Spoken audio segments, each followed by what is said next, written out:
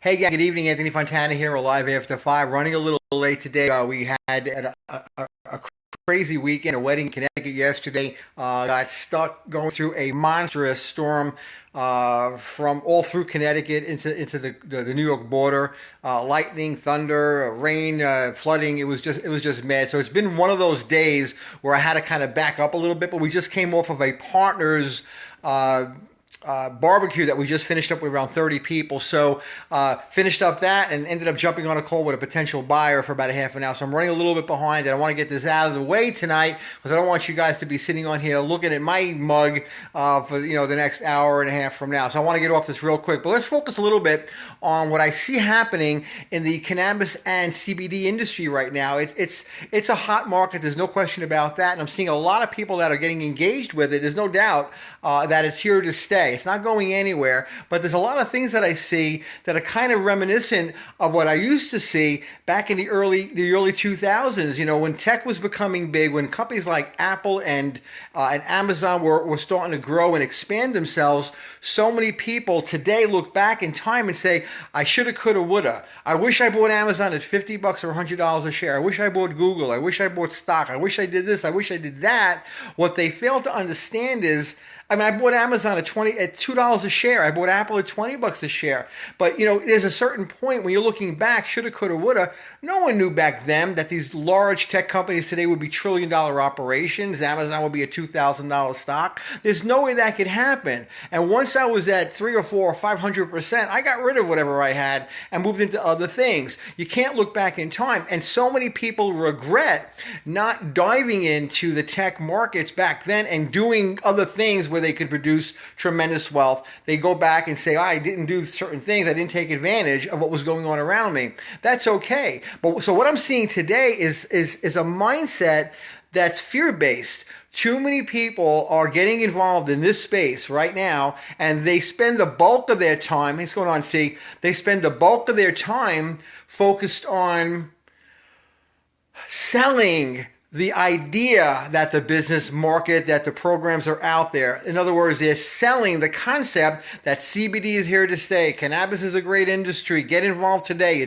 It's ground floor. They spend all of their waking moments promoting the model and not promoting themselves. See, why companies like Amazon did very, very well from the very beginning, and Apple too, is they didn't focus on creating some major infrastructure. They focused on taking care of the end consumer. They focused on creating a brand. They focused on creating an awareness of what kind of companies they were and what markets they were looking to be in, and they created a vision for their companies that they could literally go to people and say, this is who we are, this is how we can help you. They didn't focus on themselves growing, they focused on how do you help the end consumer. In Jeff Bezos' case, it was how do you help people that want to buy books at a discount. In Apple's case, it was creating tremendously beautiful designs, and he got away from the square box type of computer, the square box type of thing. He took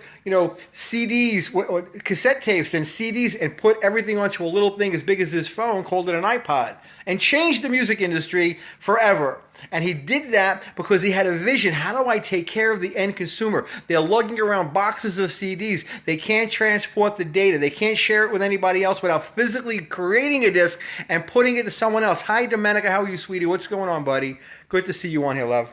So they did that, thinking that that was not the way to go. He created the iPod to literally change the way people interacted with music. You could share your music, and he's literally created a $1 trillion opportunity, right? So he focused on the end consumer. And so many people are spending their time focused on trying to sell the idea that these two industries are fantastic and are here and they're going to grow and get involved now. It's ground floor. Let me tell you something. It's not ground floor. Here's what's going on. Until the federal government changes cannabis from a level 2, a level 1 drug, a section 1 drug, where it's kind of illegal, nationwide, regardless of whether the states legalize it or not. They're not going to, allow companies to deposit cash because the banking system is federally regulated. That's a mess. I heard of a guy the other day that owns a company. He just paid his IRS tax bill with $3 million in cash because he couldn't deposit the money because the banks can't take the money because it's coming from a level 1 drug, basically, the sales of a level 1 drug. That's a shame. That's got to get fixed, and it will. Until that happens, it's going to be very localized, very local. So these companies today, the major players today that are out there, they're working their brand. They're creating the infrastructure, right from the farming communities where they're growing the stuff, the hemp for the CBD and the cannabis for the marijuana industry. That will happen. It's going to happen eventually. It'll take off. And it will be a 20, 30, 40, $50 billion industry, maybe more. But it's not there yet. But they're building the infrastructure. They're putting themselves out there, investing in infrastructure. They're investing in the distribution chains from the national wholesale level to the regional wholesale level to the local level to the retail store. And they're building that infrastructure when it does happen.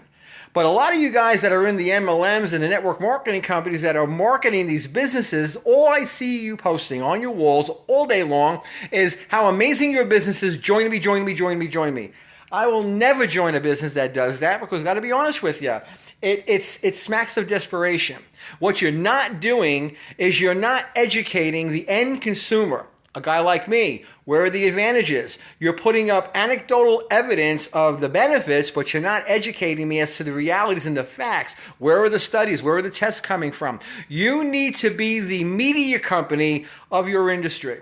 Instead of focusing specifically on the industry itself, and creating a brand for the industry, which is what y'all are doing, you should be focused on creating your brand within the industry. Who you are, why are you the expert? Why will someone be partnering with you? Why would someone deal with you? Because you got to start thinking long term, guys. 4 or 5 years from now, 10 years from now, not tomorrow, where you're getting this residual, you think you're getting a residual check. Because a lot of these companies that are going to be opening up and are opened up right now won't be around in 5 years. They will not be here.